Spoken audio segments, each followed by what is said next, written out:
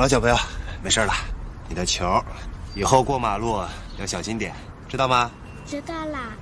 去吧。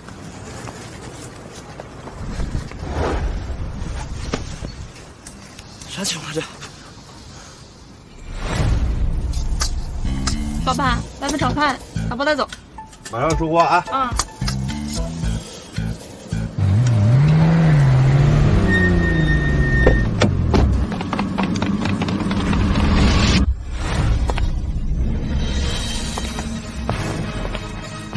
天哪，这不是全国美食协会会长楚建楚会长吗？是啊。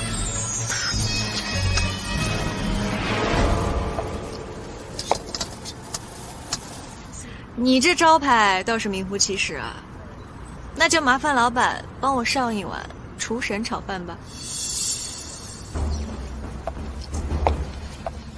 听说楚会长对食物极为挑剔，无论何种美食，他最多只尝3口，因此在圈内享有“楚3口”的美誉。普通餐馆的菜品若能得他所长，1口扬名，2口富贵，3口传世啊！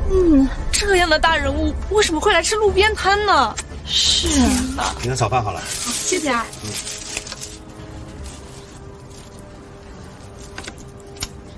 吃完赶紧走，别耽误我做生意。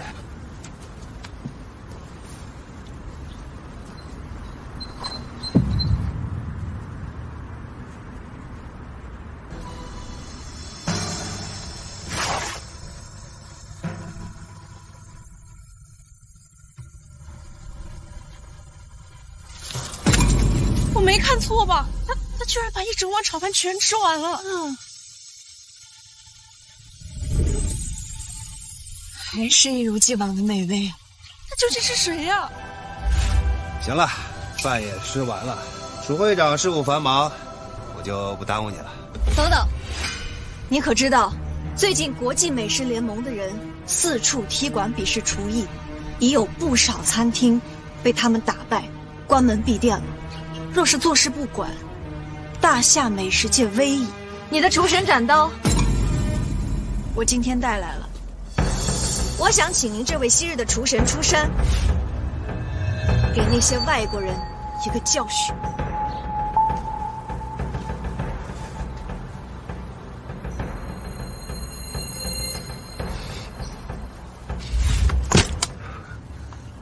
争强斗狠的事，我没兴趣。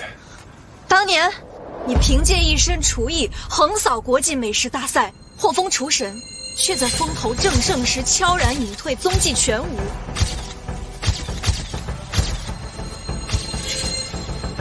大赛的主评委 Lucy 为了再吃一口你做的菜，找遍了大半个世界。她又怎会想到，你成了如今这副落魄的模样？都是些过眼云烟了。如今的我呀，就想守着我儿子过几天安生日子。楚会长真的想和那些外国人斗，另请高明吧。你罢了，你要是回心转意，随时联系我。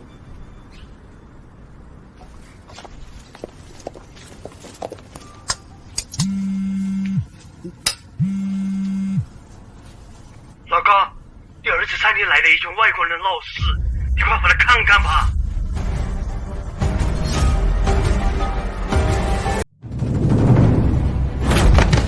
大家站好，进口站好，大家站好。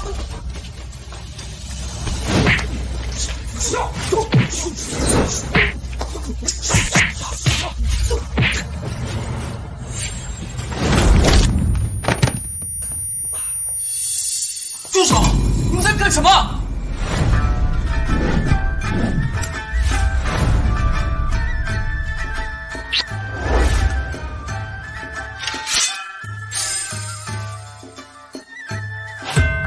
在猪圈里还能吃上饭？你们大夏人都是猪吗？啊！哪儿来的外国人？竟然敢在我们餐厅闹事！餐厅？呵呵，在我的国家，绝不会对桌子上摆满垃圾的地方叫做餐厅。你到底是什么人？哼！道哥大师，国际美食联盟的主席，你算什么东西？应该对此不敬。道格大师，你就是那个厨艺以真化境，离厨神只有一步之遥的米国名厨。知道我的名头，你小子有点见识。道格大师身为米国名厨，为何要为难我们这种小餐厅呢？像你们这种做不出美食的餐厅，根本就没有存在的必要。我来之前，在大夏挑战了大大小小99家餐厅，无一败绩。你们呐，就是第100家。你们是来踢馆挑战？你要是不敢接受挑战，就直接认输，关门闭店，这也是一条不错的选择。反正呢，你们大夏猪都是一群没有胆子的蠢货，欺人太甚！真当我大夏无人吗？好，我跟你们告诉不能比啊，连5星级餐厅都别说，我们这种小馆子跟他们比，简直就是自受其辱啊！可是儿子别怕，跟他们别。不是，爸，你在这干什么？小袁，放心，今天有霸占，就让这一群自以为是的外国人见识一下大夏实力。爸，你在胡说什么？你就是一个在路边卖炒饭的小摊老板，你有什么实力啊？不是，我还以为请来一个什么绝世高手，原来是路边卖炒饭的野厨子。炒饭怎么了？炒饭我也能做出美味来。儿子，今天我就给你露一手，让你知道当年我。行了，爸，我对你当年在哪儿摆摊卖炒饭一点兴趣都没有。算我求你了，求你了，别在这儿丢人行吗？不会真想认输了吧？不行，你爸我好歹也是厨神，这个当儿子的不能丢了咱们大夏人的骨气。好，您是厨神，您在路边开了一个厨神炒饭，你真把自己当厨神了？我真是厨神。各位，虽然我爸满嘴跑火车，但他有一句话说得对，我们大夏人不能丢了骨气。比就比，谁怕谁？说，你想比什么？厨艺比拼，自然是味道决定胜负。为此，我特意请来了国际上顶级的专业评委，她就是露西小姐。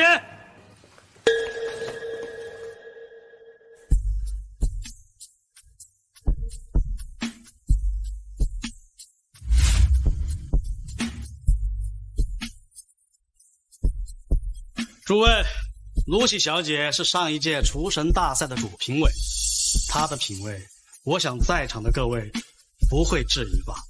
真的是她呀，被称为神之舌，接连登上各种美食杂志封面的评论家 Lucy。论美食品鉴，怕只有咱们国内的美食协会楚会长才能跟她一分高下。当年的孽缘，终究还是找上门来了。这场比试，我会指定5种食材作为题目，你们自由烹饪，先以3局者为胜。你们输了，关门闭店，交出餐厅；我若输了，此生不再踏入厨房。你们放心，身为神之舌的我，一定会做出最公正的评判。赶紧抓紧时间吧，你们这群废物，浪费了太多的时间。准备食材，别让这些外国人小瞧了我。小野君，嗨，通知阿坎准备食材，咱们跟这群大夏猪好好玩玩。嗨，那个人的背影为什么这么眼熟？道国大师，你知道那个人是谁吗？他就是一个街边卖炒饭的臭厨子。怎么，露西小姐，你认识他？街边炒饭的，难道是我认错人了？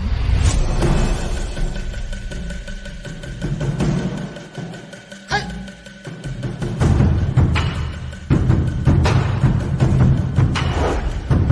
我乃我国黑市仙人，小野三郎，你们谁来和我比？张师傅，帝王蟹你最拿手，这场比赛拜托你。高手发现，蒜蓉蟹腿一直是咱们的招牌菜，真要比试，不见得会输。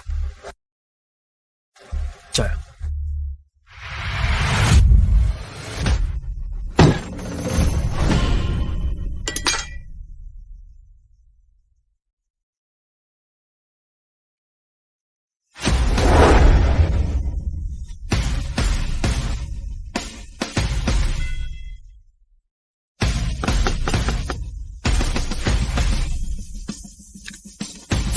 他为什么还不懂？懂，他在等一个最佳时机。看来这倭国厨艺最强之人，分析的一本正经，搞得像你一个炒饭的能看懂似的。你在别人面前装就算了，你在自己儿子面前装什么？啊，时机到了。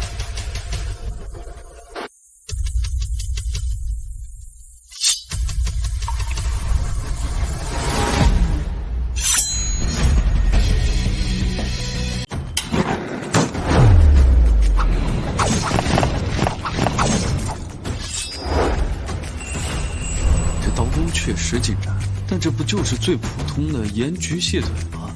做法还没有张师傅的做法复杂。看来这第一场是我们输了。这菜味道还没完成，你说什么丧气话呢？凭什么断定输赢？传统蒸蟹手法，为了激发食材的味道，会以猛火上气水蒸，再以酱汁弥补甜润，却终究让蟹肉少了份鲜灵，落入下乘呀。爸，你平常炒饭的时候，你见过这些高端食材吗？人家张师傅在咱们店是备受欢迎的做蟹高手，人家蒸过的蟹比你吃过的饭还多，你好意思点评人家？我不就是北极帝王蟹吗？我告诉你，这玩意儿当年你爹我行，马上出菜了，要吹牛我回去陪你慢慢睡行吗？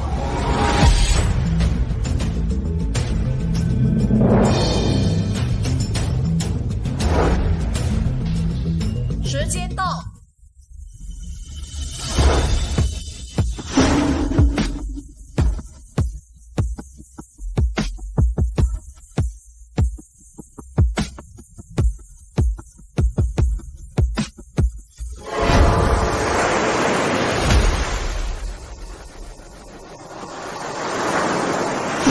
这味道，不愧是美食蟹，小小的一个蟹腿中，竟藏着一片大海。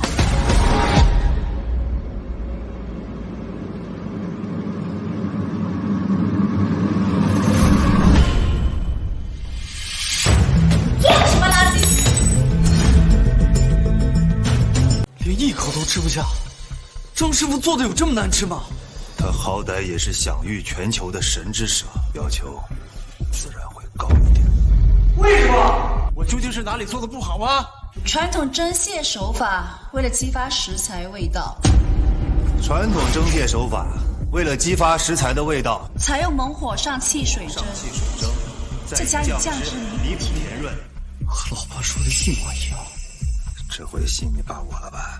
却终究让蟹肉少了一份鲜灵，落入下乘。这样的菜品，应付普通人就算了，端给我品尝。是抓到我的舌头吗？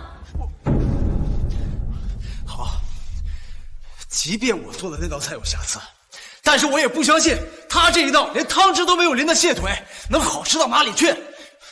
你一定是在说谎。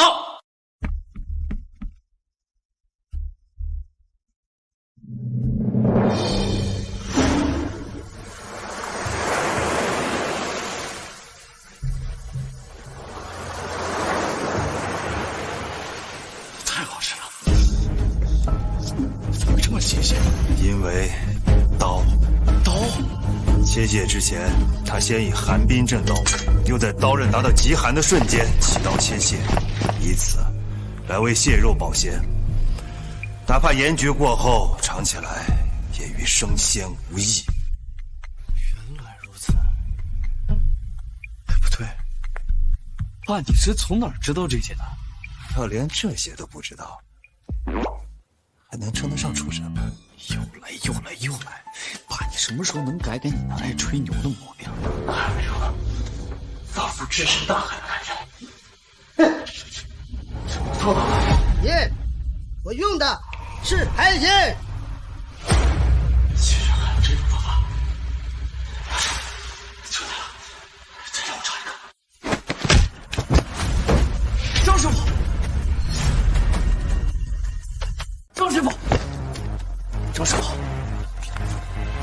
怎么样？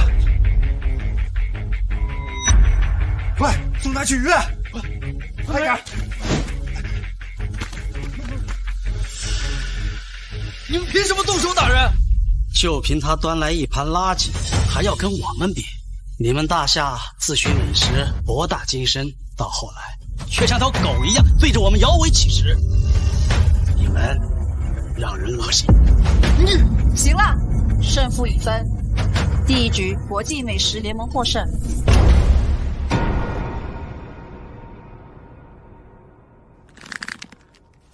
第二场食材，伊比利亚火腿，同样的规则，你们准备好就开始吧。这一场谁联合我比？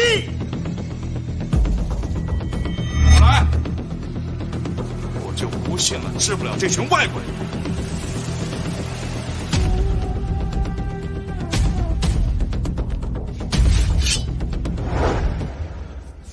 我们大夏人就要用大夏自己的刀。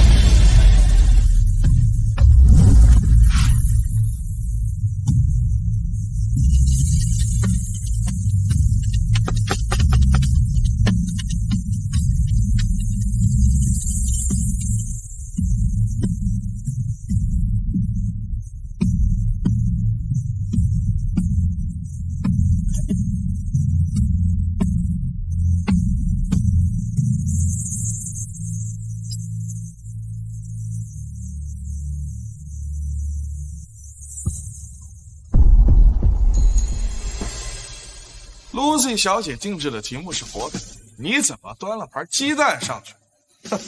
连题目都能弄错，我看你美食仙人也不过如此吧。哼，火腿精肉切片，敷以8种山珍，熬制成汤，熬至鲜汤那一刻崩入蛋中，让鱼尾融入蛋壳中残存蛋液，方能成就这道菜品。请Lucy小姐品尝。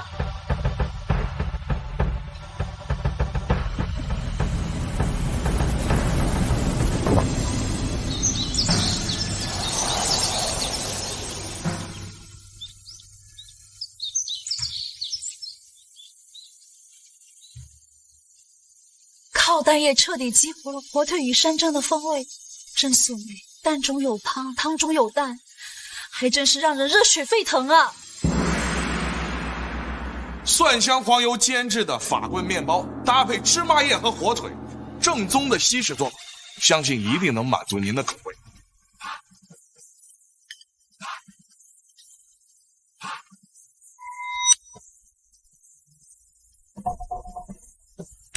确实是正宗做法，只可惜你自作聪明，选用了味道最重的臀尖肉部分，导致了肉香与蒜香产生冲突，使这道菜品成了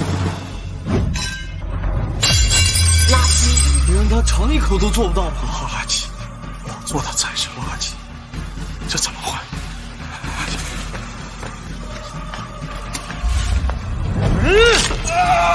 哼！你是垃圾，你大家没世界，全是垃圾。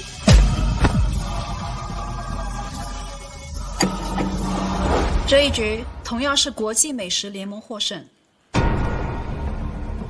下一场食材天山雪鸽。你们已经连着输了2局，这决胜的第3局还有比下去的必要吗？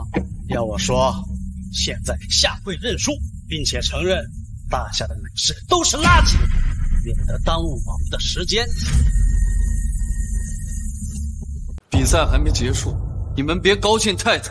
好，那么下一局哪个废物出来和我们比啊？我亲自和你比。小云，你不是他们的对手，这一场我这都什么时候，你还在这胡闹啊？我不是他们对手，你个炒饭师傅就是了。不是，你这说的什么话呀？我告诉你啊，就他那点三脚猫的功夫，爸我随随便便露一手就能赢他们，相信爸。你平时怎么任性我都由着你，但这场比赛关乎参天生死，不能由着你胡来。来人，把他压下去。我比赛没结束之前不准上前半步。小云，干什么呀？爸要不上，这餐厅真的没了。开始吧。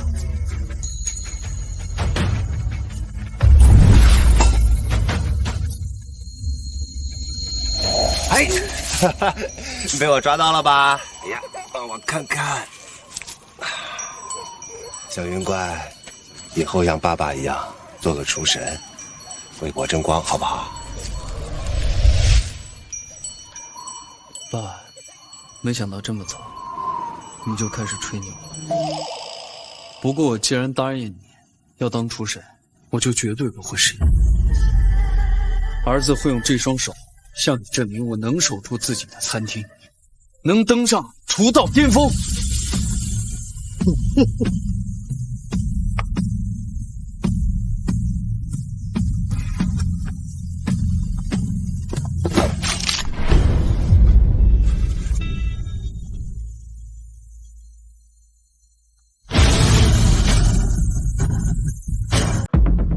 放开！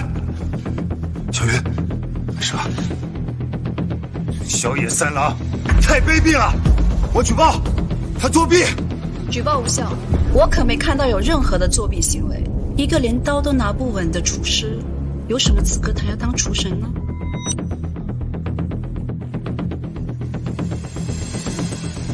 我应道阁大师请求，品鉴大夏美食，为的只是能够再品尝当年那位成名厨神的菜品。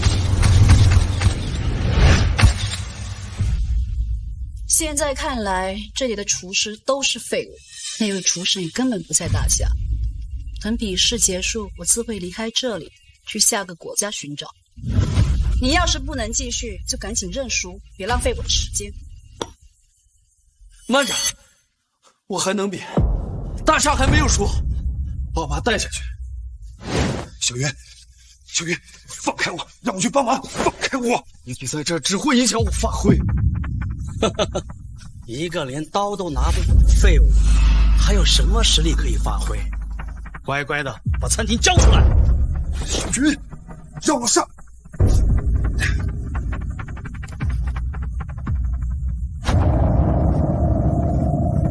我在害怕，亲手葬送自己的餐厅，把他叫老外国人都磨成猪。不好了！小云，小云，小云，小云，怎么样？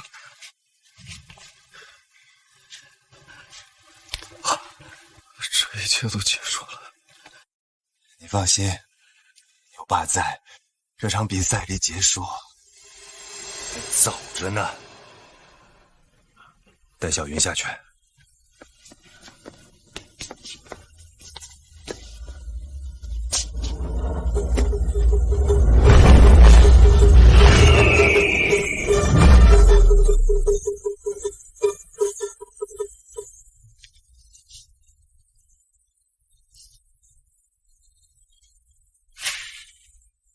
倭国人，你的对手换我了。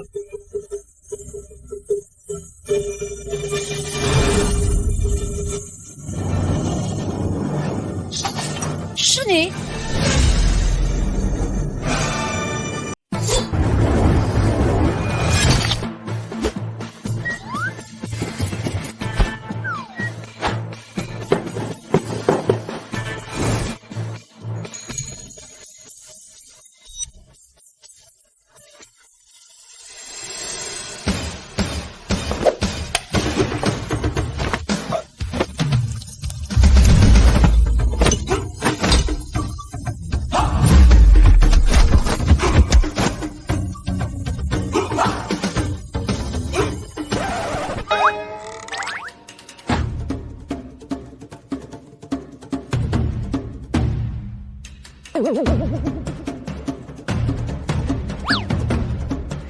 他，这是我要找的人吗？野厨子就是野厨子，做个菜连灶台都快掀了。哈哈哈哈！当年的厨神只用一道菜就压服了所有对手，怎么可能这样胡闹？果然只是跟他长得像，是我作死。爸，你在找什么啊？这么重要的比赛，你能不能正经点，别耍宝了？哦，差点忘记了，这是西餐厅啊，没有那个东西。那个，哎你，去我炒饭摊上把我藏在柜子里面最深处的那包东西给我拿过来。算了，就听我爸的，说不定真有什么高级食材。快！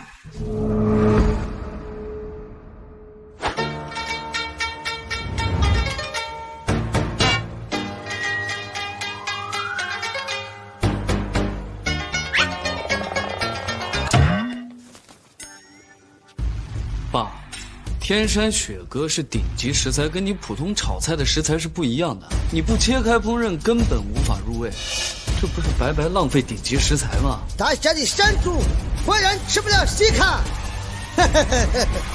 食物还分个高低贵贱，做出来好吃不就行了？来，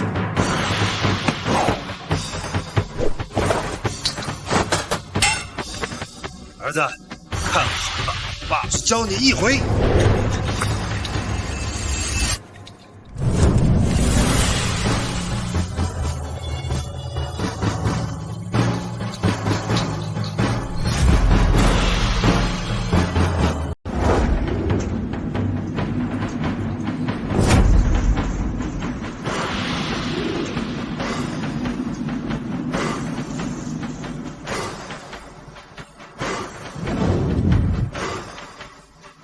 居然有这种烹饪手法，哗众取宠，搞得花里胡哨，不就是普通的烧烤吗？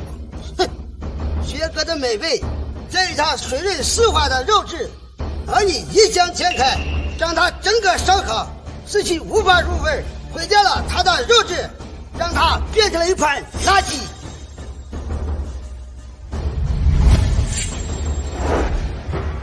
好香的肉串，不用吃都知道很美味。爸，你不会想用这只整个和人家比吧？急什么？这道菜还差一个重要的材料，取东西的人也该回来了吧？你让人拿的什么食材啊？到底是什么级别的食材能给天山雪蛤做配菜？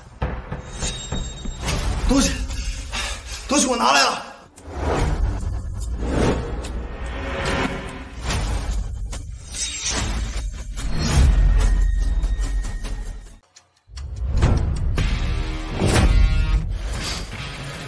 来得好，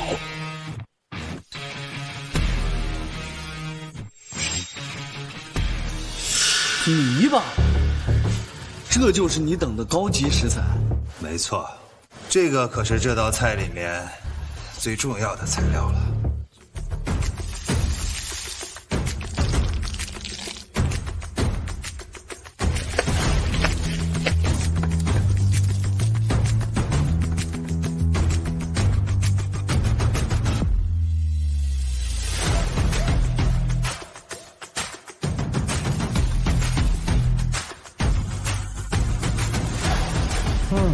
不错，是这个味道。爸，这么多人看着你不丢人呐？这有什么好丢人的？好好跟我学，傻儿子。你才傻！说谁傻呢？你把10万块钱一斤的雪蛤做成了路边10块钱一只的叫花鸡，你跟我说我傻？完了，我店这次真完了。哎，看，又齐了。谁输谁赢还不一定呢。行了，把2盘菜端上来吧。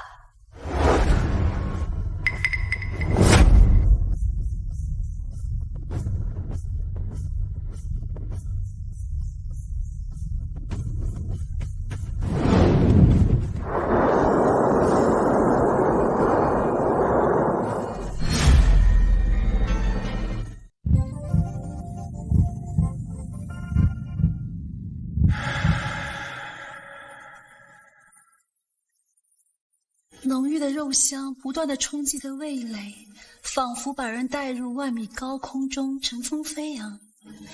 再搭配芥末的辛辣，在口腔中爆裂的割肉，既威猛又霸道。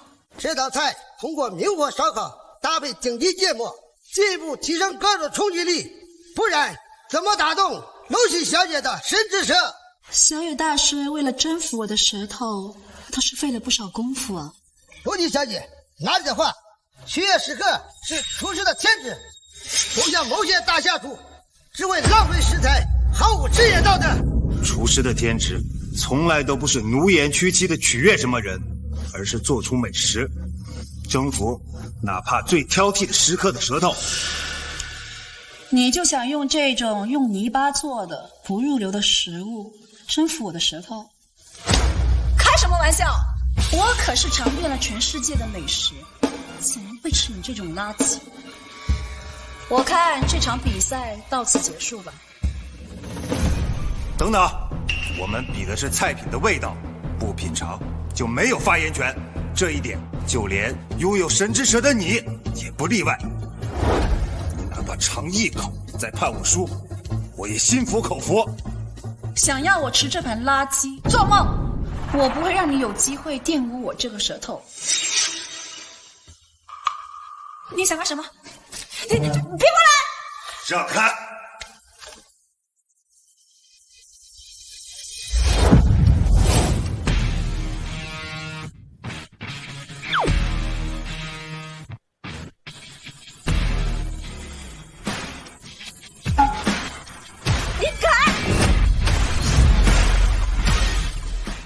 吃下去再说吧。他干什么？人家可是世界级评委。完了！我们店彻底在美食界没有立足之地。组长，怎么样？美味吗？怎么这么好吃？你是怎么做到的？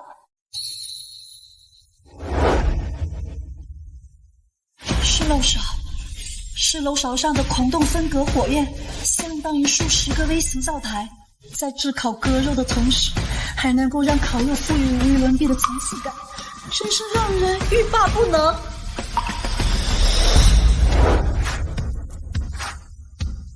哎，厨师长，你快看，评委吃的挺香的。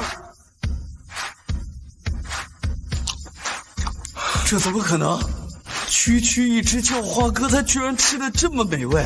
身为美食家，在这么多人面前被如此低级的食物占领，简直太羞耻了。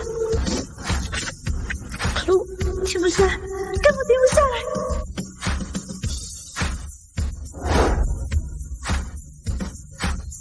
他居然把一整盘吃光了！我老爸，一个路边炒盒饭的，居然能做出征服神之舌的美食！看来这场咱们赢面很大。露西小姐，我希望您在投票之前一定要考虑清楚。如果让美食界的人知道你对大夏猪用泥巴做的这种低端的街头小吃给出了好评，恐怕会有损你神之舌的声誉。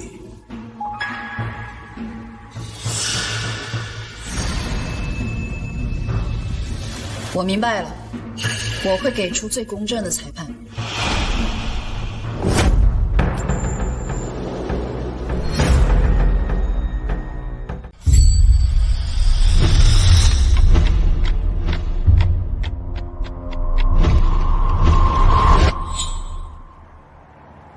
小 Lucy， 我要走了，这枚徽章就当做给你的纪念吧。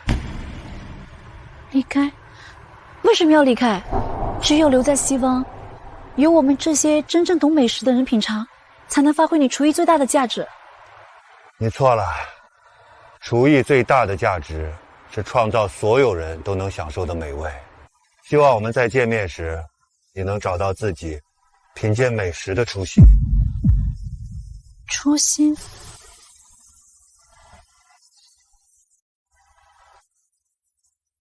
我的初心到底是什么？这一局大夏方获胜。露西小姐，你什么意思？难道你真不怕自己名声扫地吗？我成为美食家的初心，只是想为真正的美食喝彩，哪怕名声扫地，我也要投出最公正的一票。赢了，我们赢了！耶！那当然，你爸我可是厨神，怎么可能会输呢？你是厨神？不可能！当年那位厨神待人温柔体贴，哪像你粗鲁无礼。别以为你做了一道好菜，一个路边炒盒饭的就能够口出狂言，冒出我的偶像。人总是会变的哦，信不信？有你。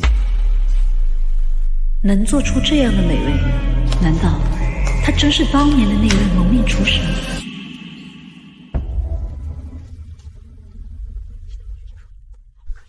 我能力死命万岁！大哥大师，是我无能，输了比赛。废物，连大下注都赢不了，养你何用？去死吧！阿肯，你上。我叫阿肯格林，是你们接下来的故事。白象国的咖喱天王，传言他的水平是全世界第一。看来又是一场苦战。接下来公布第4场的题目。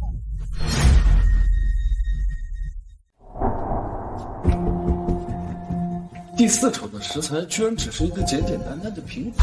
这是西欧实验室研发的最新品种钻石苹果，它的果肉品质超过普通苹果的100倍，它的果皮就跟钻石一样坚硬。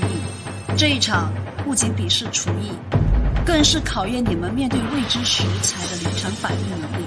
唯有想办法破开这果皮，才能顺利完成菜品。这个苹果看着平平无奇，真有这么邪门吗？这么硬！到。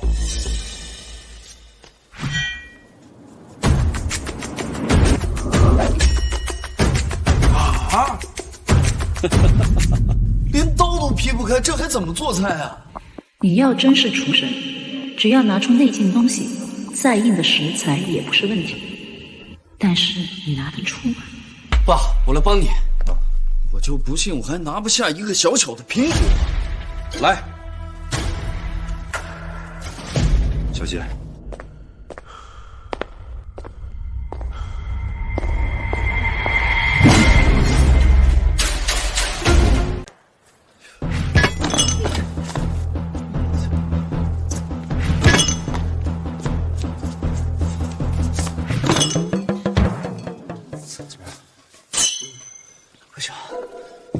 不行，用蛮力根本砸不开它。来人，把咱们店的角磨机拿过来。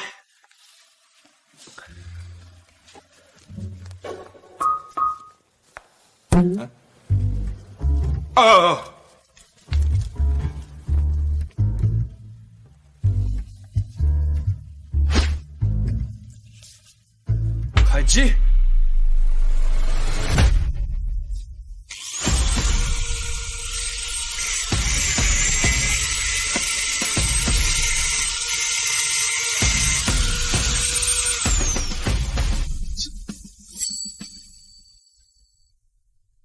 没关系，爸来想办法。你们大夏猪可真够蠢的，只会白白浪费力气。没有硬度超过钻石的刀具，根本不可能切开这个苹果。有时间在这冷嘲热讽，不如想想办法，如何切开这果皮。不然等时间耗尽了，咱们顶多也只是平局。就是，你以为我会和你们大夏猪一样无能吗？区钻石苹果，对我来说易如反掌。小野君，把东西拿上来。嗨！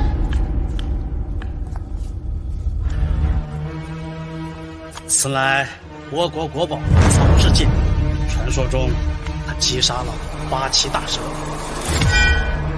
想不到他连这把刀都带过来了。这是我们美食联盟的底蕴，岂是你们大夏猪可比？此番比斗，你们输定了。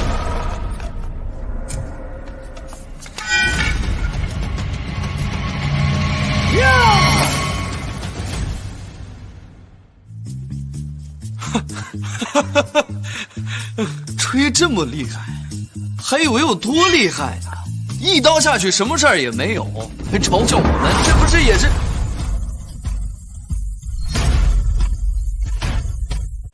开了，真的开了！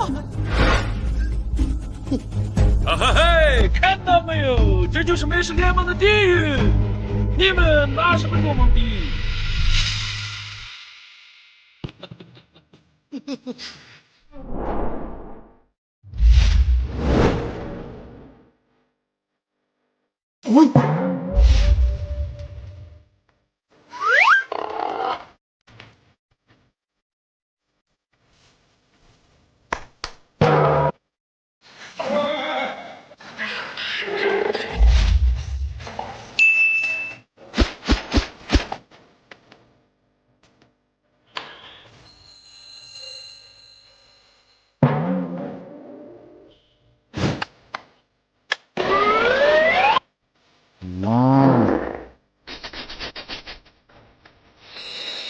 嘿嘿嘿嘿。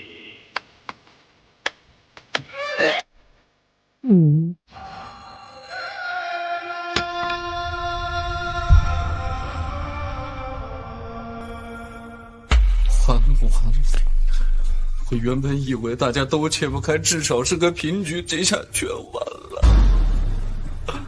啊，你还有办法吗？我。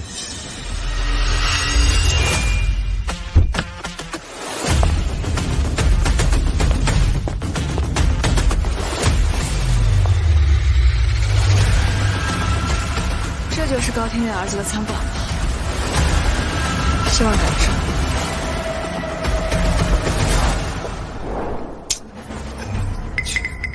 怎么，放弃了？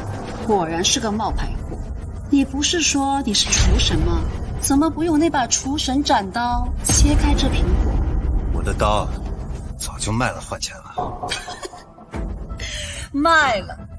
那个是全球唯一的厨神斩刀，专门为厨神打造的兵力神器，多少钱都买不到，怎么会舍得卖掉呢？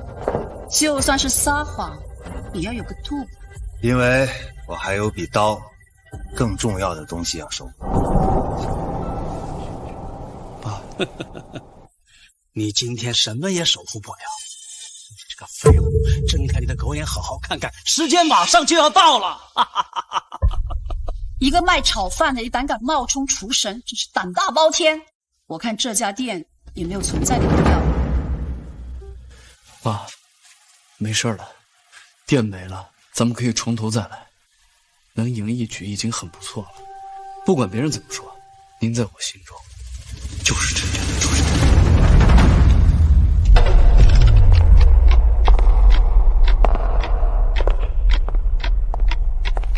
这股气息，这是神刀认主。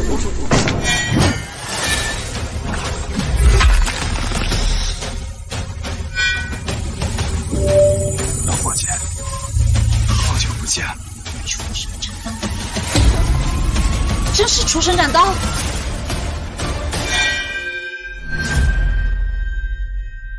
你真的是厨神？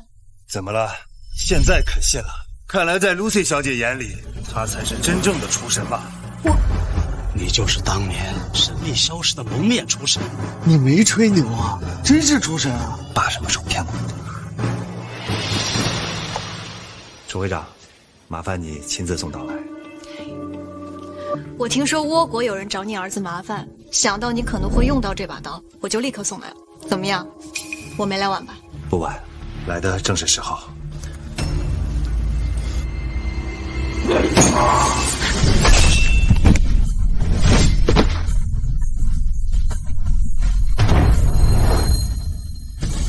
炒了这么多年饭，刀锋倒是一点也没有退。这就是厨神斩刀吗？角磨机都切不动半分它，居然在他的手里像普通苹果一样。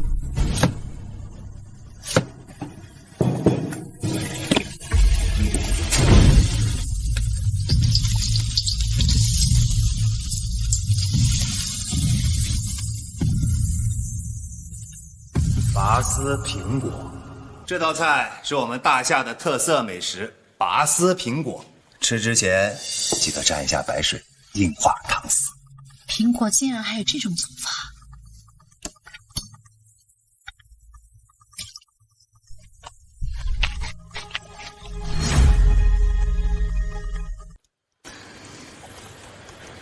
甜润的外壳搭配着酸甜的果实，鲜鱼爽脆的搭配让人欲罢不能，回味无穷。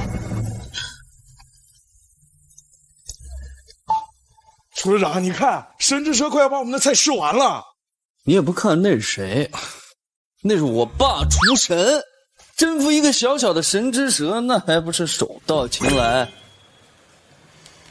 我承认，你做的菜依旧美味，味道不减当年。但也正因如此，你自甘堕落，荒废一身厨艺去街边摆摊的行为，才让我更生气。去街边摆摊儿，让更多人吃到美味，不也挺好的吗？如果我不回去摆摊儿，恐怕今天尝不到这么好吃的拔丝苹果。为什么？我们当初约定好在美食道路上各自成长，你为什么会变成这副鬼样子？你知不知道你到底放弃了什么？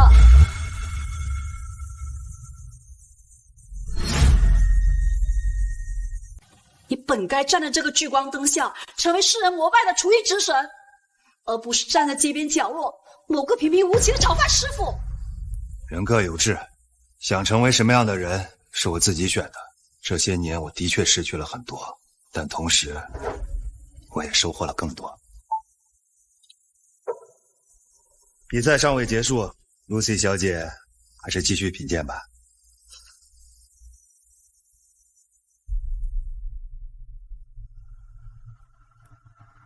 阿肯先生的苹果咖喱虽然美味，但是跟拔丝苹果相比，还是少了几分层次感。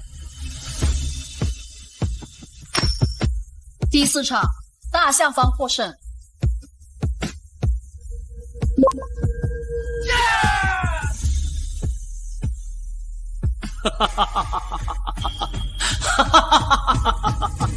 这人是有什么毛病吗？指定是有的。输了比赛这么开心？你小子懂什么？我道哥从小学习厨艺，一路走来成为国际美食的主席，我一只脚已经踏入厨神境界。此番我周游大夏，带人踢馆斗技，就是为了迈出这最后一步，正道封神。而你连胜他们2局，确实有些神灵，不过在我的眼里，就是一个炒了10几年盒饭的废物。这2道菜应该就是你的极限了。各位，这最后一局，我会亲自出马，我会拿出我全部的实力，用我最擅长的分子流击败你，成为万众瞩目的新一届厨神。露西小姐，可以公布下一场的食材了。露西小姐，这什么意思？这什么意思？我规定食材前已经仔细考虑过，这场比赛要是进入第5局，说明对方的厨艺不在道格大师之下。面对这样的高手，规定食材已经没有任何意义，所以我决定30分钟之内，你们任选食物做1道食材，由我品鉴判定胜负。就这么简单？补充1条，由于道格大师客场作战，为了公平起见，道格大师可以使唤另一方，也就是你们，禁止使用1道食材。你这是哪门子公平？那他要是禁止我们用盐，我们还做不做菜了？规矩就是规矩，你们要是不服气，直接认输就好。没事的，小云，不管缺了什么，我们照样能赢。行了，说吧，你们想进什么？原本指定食材你还有一点胜算，但如果加上这条规矩，我只要禁掉那种食材，你就必败无疑。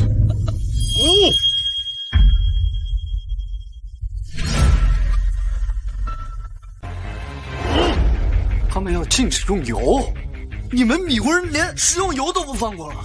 没错，通过前2场比试，我发现了他的最大弱点。弱点？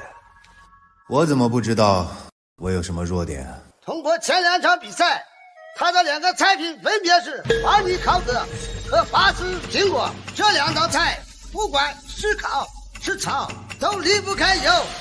这样的选择和你长期摆摊卖炒饭有关，这就是你最大的弱点。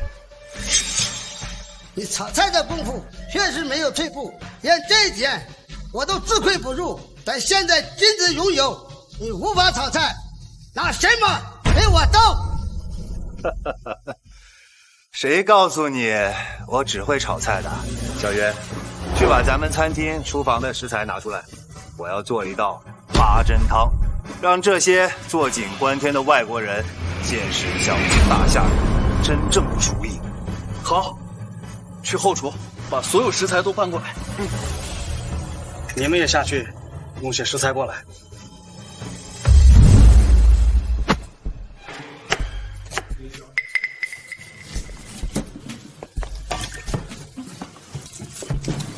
楚会长，您和我爸认识时间早，他到底是经历了什么，才会从举世闻名的厨神变成如今一个在街边摆摊的小贩呢？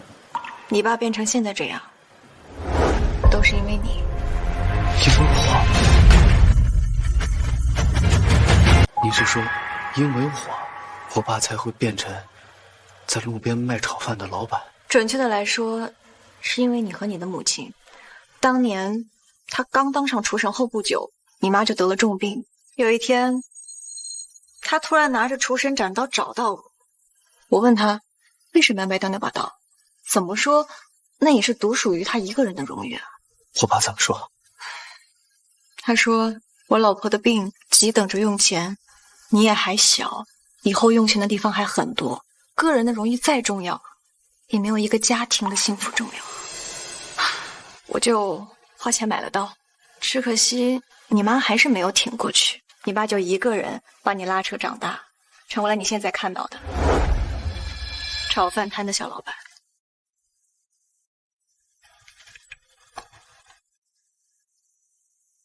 我居然现在才知道，原来我爸这些年这么辛苦。要是没有我，他的日子肯定比现在过得好的很多。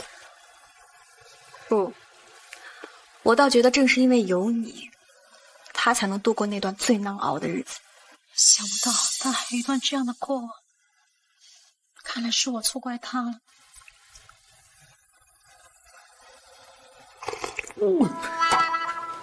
等这场比赛结束，我就带我爸去环游世界，好好享受生活。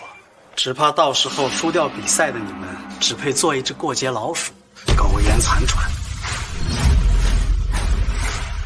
你这老小子不好好做菜，在这说什么呢？你以为我像你们大夏猪一样墨迹？我的菜早就做好了，这一切都已经结束了。这么快？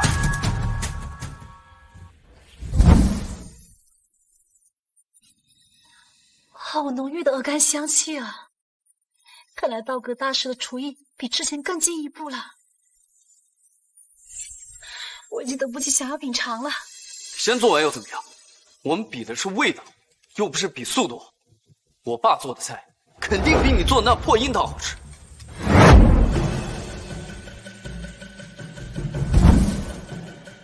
我说过，这一切都已经结束了。你什么意思？爸，你没事吧？爸，你没事吧？是你做的手脚。没错，是我。那又如何？我打败了他，我就是下一任厨神。为了达到我的目的，我不介意用这手段。要怪就怪你们太蠢了，这种伎俩我发现不了。你这个卑鄙小人，就算当了厨神，也会受世人唾弃。道格大师，你身为国际大使，怎么能用这种见不得光的手段？露西小姐，我劝你少管闲事。我问你，按照我们约定的合同，比赛时如果一方不能拿出菜品，该如何判断胜负呢？应该直接宣布另一方获胜。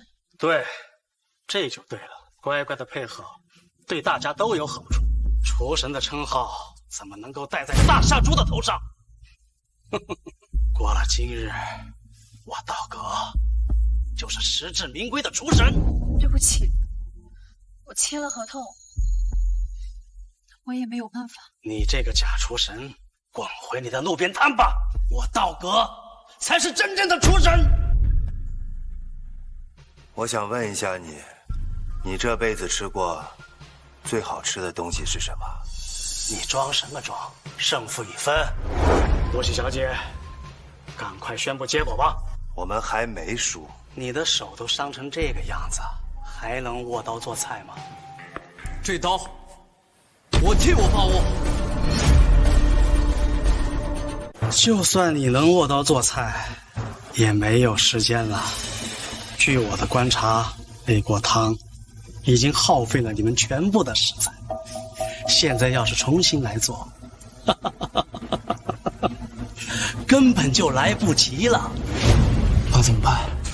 他说的对，现在只剩一些厨房的蔬菜边角料，根本没法做成一道菜啊。小云，放心，食材的话，爸手里还有。店里都没了，你哪来的食材啊？你忘记了，爸的炒饭摊还在外面呢，里面还有一些没用完的食材。把这茬给忘了，快赶紧搬食材！爸，我跟着去。大夏猪的垂死挣扎罢了，路边的低端食材，能做出什么好菜来？打败你，绰绰有余。爸，东西都在这儿了。不过，这真的能做一道菜吗？这些就够了。时间不多，我们开始吧。哎，爸，咱做什么菜啊？当然是你爸我拿手的厨神炒饭。炒饭？你们被禁止用油，没了油，拿什么炒饭啊？不用这个，我们照样能赢。小云，切肉。好。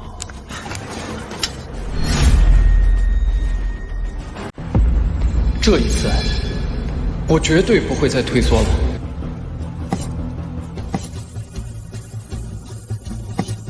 爸，肉切好了，接着。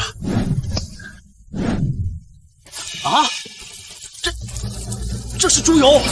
你们只说不能用食用油，又没有说不能用猪油。Lucy 小姐，这样不算违规吧？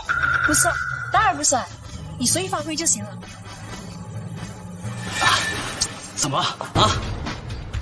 还有这个办法啊？我们大夏美食博大精深，你们外国人要学的还多着呢。我就知道，这点小方法肯定能。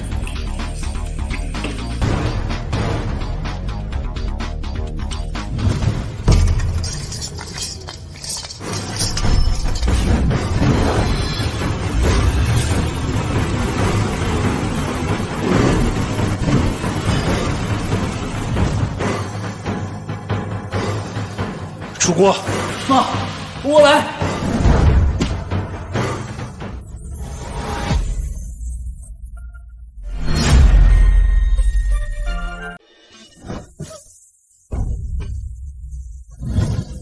时间刚好，就是不知道味道怎么样。不过我想，你们父子俩同心协力，用心烹饪出来的菜品，应该不会太差。哼，什么厨神炒饭，不就是一碗蛋炒饭吗？况且还是他一只手做出来的，我就不相信能有多好吃。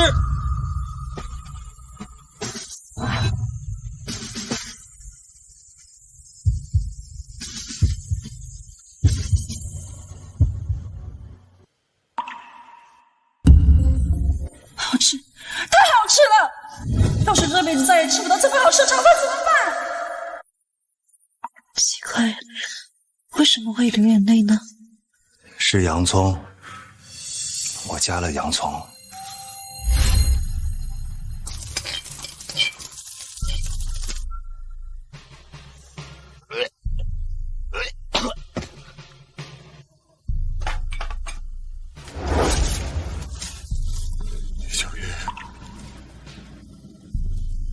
怪妈妈不好，没有照顾好你妈妈。爸，没事，还有我。走，吃饭去，我给你做了厨神炒饭。厨神炒饭，真情加入到食材，这世间最好的味道莫过于此。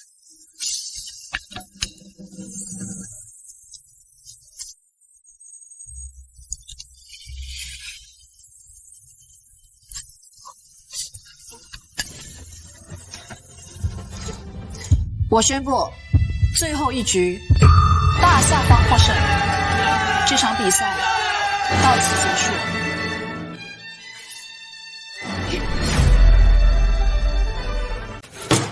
露西小姐，你开什么玩笑？我做的菜你一口没吃，你凭什么判他们获胜？他们父子做出来的炒饭所蕴含的真挚情感，绝不是你这卑鄙小人做出来的菜可以相比的。我就算不尝，也能知道。闭嘴！我做的分子料理，怎么可能比不上一碗普普通通的蛋炒饭？是你，一定是你，看到他们父子俩可怜，所以判我输的，对不对？好，我要把这件事传扬出去，我要让你的神之舌一声扫地！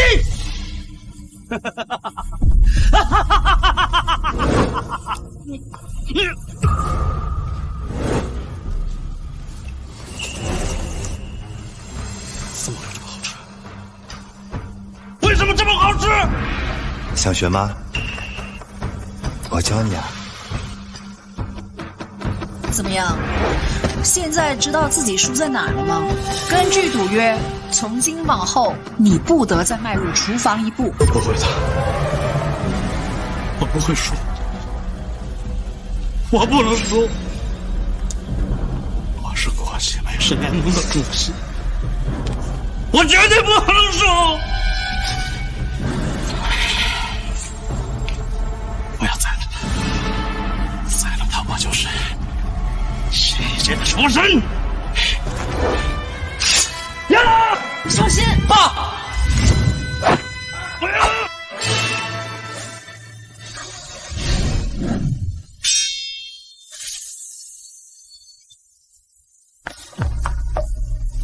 你们米国人就是一群输不起的老货！道哥，你胆大包天，敢在我们大夏的领土上公然伤人！来人，把他们都给我带下去，交给有司处理。你们干什么？哎，你们不能这样对我！我是国际美联局的主席，你们不能这样对我！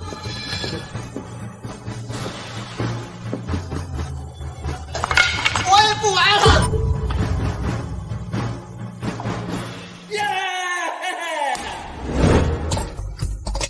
你说小云这小子啊，放着好好的餐厅主厨不当，非要来抢着干我这炒饭小摊儿，搞得我现在都没事干了。就是。那你接下来有什么打算呀？出去转转吧，去看看看看美景，尝尝美食。那你带上我呗。啊。哎，这一次别想丢下我了。